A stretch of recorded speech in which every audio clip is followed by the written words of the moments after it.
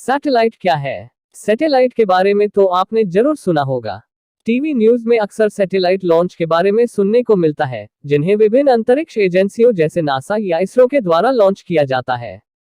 उस दौरान आपके मन में ये सवाल जरूर आए होंगे कि आखिर ये सैटेलाइट क्या है और अंतरिक्ष में कैसे उड़ते हैं और इनका काम क्या होता है। आज इन्हीं सवालों के जवाब के साथ आपको वीडियो के माध्यम से यह खास वीडियो देखने को मिलेगा। इस वीडियो में आपको सैटेलाइट क्या होता है, सैटेलाइट कैसे काम करता है, सैटेलाइट के प्रकार इत्यादि के बारे में पूरी जानकारी दी जाएगी। तो चलिए आगे बढ़ते हैं बिना किसी विलंब के और जानते हैं सैटेलाइट से जुड़ी पूरी जानकारी। सैटेलाइट क्या है? सैटेलाइट अंतरिक्ष में मौजूद उस वस्तु को कहते हैं जो किसी ग्रह या तारे के चारों तरफ परिक्रमा करती है। सैटेलाइट उपग्रह प्राकृतिक भी हो सकते हैं और कृत्रिम भी, मनमादे या आर्टिफिशियल। जैसे चंद्रमा पृथ्वी के चारों तरफ परिक्रमा करता है तो ये पृथ्वी का सैटेलाइट है, और पृथ्वी सूर्य की परिक्रमा करती है तो ये सूर्य का सैटेलाइट है। इसी प्रकार इंटरनेशनल स्पेस स्टेशन एक आर्टिफिशियल सैटेलाइट है जो पृथ्वी की परिक्रमा करता है। हमारे सौर मंडल में दर्जनों प्राकृतिक उपग्रह हैं जो किसी ग्रह की परिक्रमा करते हैं। वहीं हजारों की संख्या में आर्टिफिशियल सैटेलाइट्स हैं जो पृथ्वी की परिक्रमा करते हैं। कुछ सैटेलाइट्स पृथ्वी की फोटो लेते रहते हैं, जिससे मौसम वैज्ञानिकों को मौसम के बारे में जानकारी मिलती रहती है। जबकि कुछ सैटेलाइट्स दूसरे ग्रहों, सूर्य, ब्लैक होल्स और दूर स्थित आकाश गंगाओं की फोटो लेते रहते हैं। इन फोटो की मदद से वैज्ञानिकों को सौरमंडल और ब्रह्मांड को अच्छे से समझने में मदद मिलती है। अन्य सैटेलाइट्स का इस्तेमाल मुख्य तौर पर कम्युनिकेशन के लिए किया जाता है, जैसे टीवी सिग्नल्स और फोन कॉल्स को दुनिया भर में भेजना। इसके साथ ही 20 से अधिक सैटेलाइट्स का एक ग्रुप है जिसका इस्तेमाल ग्लोबल पोजीशनिंग सिस्टम (जीपीएस) तैयार के लिए किया जाता है। जीपीएस की मदद से सैटेलाइट्स आपकी सटीक लोकेशन का पता लगा सकते हैं। सैटेलाइट कैसे काम करता है? जैसा कि हम जानते हैं, सैटेलाइट एक सेल्फ कंटेन्ड कम्युनिकेशन सिस्टम होता है जो पृथ्वी से सिग्नल प्राप्त करता है और रिस्पांस में सिग्नल वापस पृथ्वी तक भेजता है। एक सैटेलाइट को इस तरह से डिजाइन किया जाता है कि वह तय किए गए अपने ऑपरेशनल लाइफ के दौरान अंतरिक्ष के प्रतिकूल वातावरण को सहन कर सके, जहां उसका सामना रेडिएशन और अत्यधिक तापमान से हो सकता है। इसके साथ ही सैटेलाइट हल्का होना चाहिए, क्योंकि लॉन्चिंग का खर्च सैटेलाइट के वजन पर ही निर्भर करता है।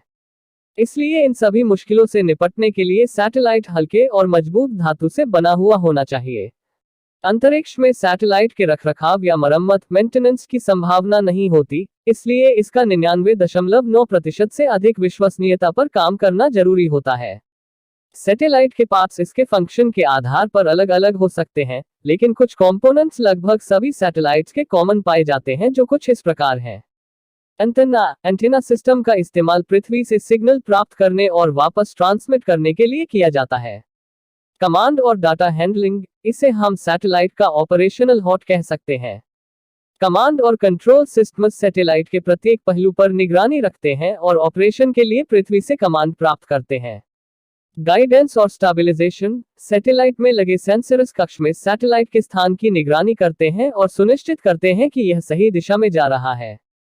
जरूरत पड़ने पर थ्रूस्टर्स और अन्य उपकरण सैटेलाइट की दिशा और स्थान को एडजस्ट करते हैं। हाउसिंग, इसे मजबूत धातु से बनाया जाता है ताकि अंतरिक्ष के प्रतिकूल वातावरण को सहन कर सके और बिना नुकसान के काम किया जा सके।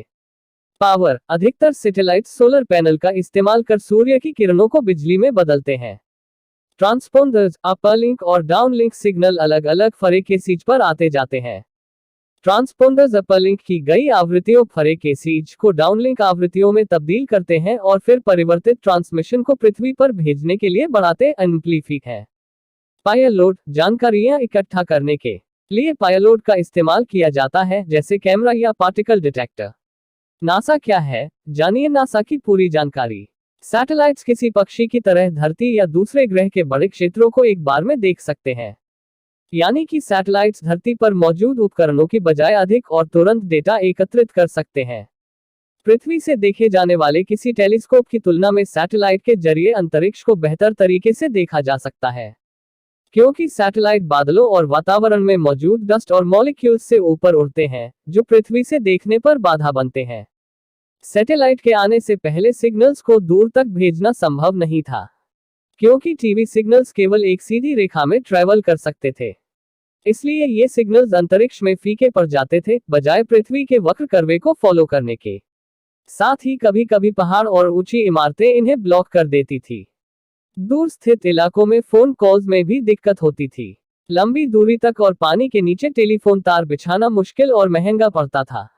अब सैटेलाइट के साथ टीवी सिग्नल्स और फोन कॉल्स को ऊपर सैटेलाइट तक भेजा जाता है और फिर लगभग उसी समय सैटेलाइट इन सिग्नल्स को पृथ्वी पर विभिन्न स्थानों पर भेज सकता है।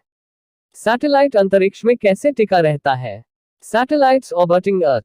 अधिकतर सैटेलाइट्स को रॉकेट के जरिए अंतरिक्ष में लॉन्च किया जाता है।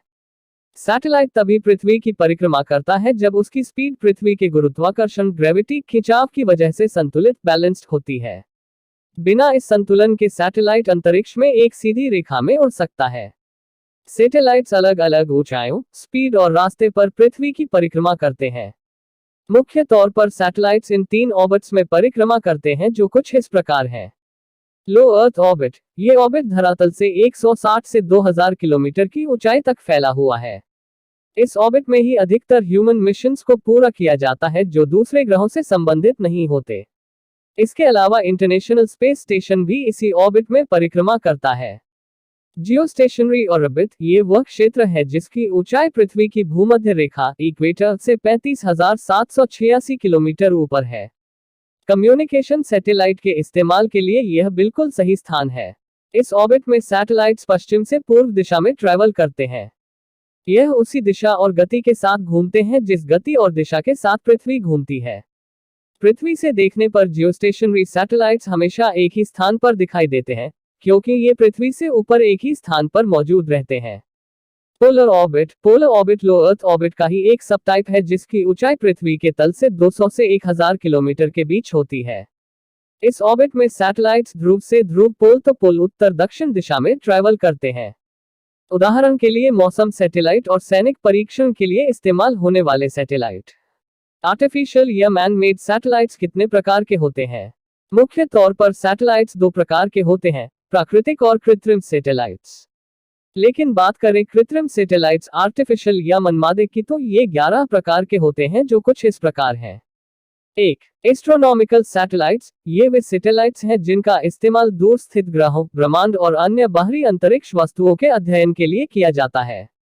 2. Bio satellites. ये वे सैटेलाइट्स हैं जिनका इस्तेमाल अंतरिक्ष में जीवित जीवों को ले जाने के लिए किया जाता है। आमतौर पर वैज्ञानिक प्रयोगों के लिए इनका इस्तेमाल होता है। 3. Communication satellites. इन सैटेलाइट्स का इस्तेमाल टेलीकम्युनिकेशन उद्देश्यों के लिए किया जाता है।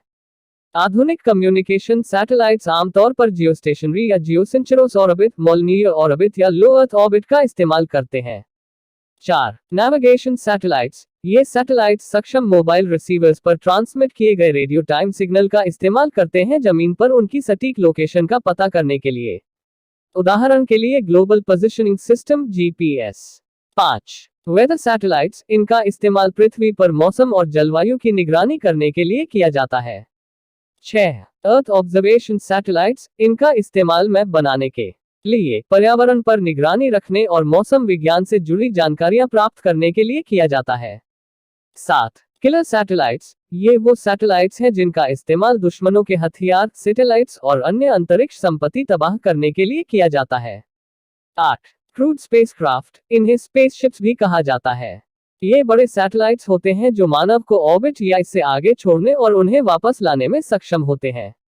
इनमें प्रमुख लैंडिंग सुविधाएं मौजूद होती हैं और इनका इस्तेमाल ऑर्बिटल स्टेशन से आने जाने के लिए किया जाता है। 9. Miniaturised station. ये सैटेलाइट्स आकार में छोटे और कम वजन वाले होते हैं। वजन के हिसाब से उन्हें 3 भागों में वर्गीकृत किया गया है: मिनीसैटेलाइट 500-1000 किलोग्राम, माइक्रोसैटेलाइट 100 किलोग्राम से कम और नैनोसैटेलाइट 10 किलोग्राम से कम। 10. Space based solar power satellites. ये वो सैटेलाइट्स हैं जिनका इस्तेमाल सूर्य के प्रकाश से ऊर्जा लेने और उसे पृथ्वी या अन्य किसी जगह पर इस्तेमाल के लिए संचारित करने के लिए किया जाता है। 11. Space stations. ये आर्टिफिशियल ऑर्बिटल स्ट्रक्चर होते हैं जिनका निर्माण इंसानों के बाहरी अंतरिक्ष में ठहरने के लिए किया जाता है। अंतरिक्ष स्टेशनों को कुछ दिनों, हफ्तों, महीनों या वर्षों की अवधि तक कक्षा, ऑर्बिट में रहने के लिए डिजाइन किया जाता है। सैटेलाइट्स का उपयोग कहां-कहां किया जाता है? सैटेलाइट्स का इस्तेमाल टीवी सिग्नल्स को ट्रांसमिट करने के लिए किया जाता है।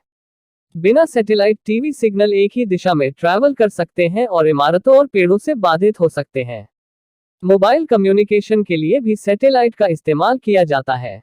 ऐसे स्थान जहां वायु पहुंचना संभव नहीं है, वहां सैटेलाइट्स के जरिए आसानी से फोन सिग्नल्स भेजे जा सकते हैं। नेविगेशन के लिए सैटेलाइट्स का इस्तेमाल किया जाता है। उदाहरण के लिए ग्लोबल पोजीशनिंग सिस्टम जीपीएस, जिसका इस्तेमाल मोबाइल फोन्स और कार में लोकेशन पता करने के लिए किया जाता है।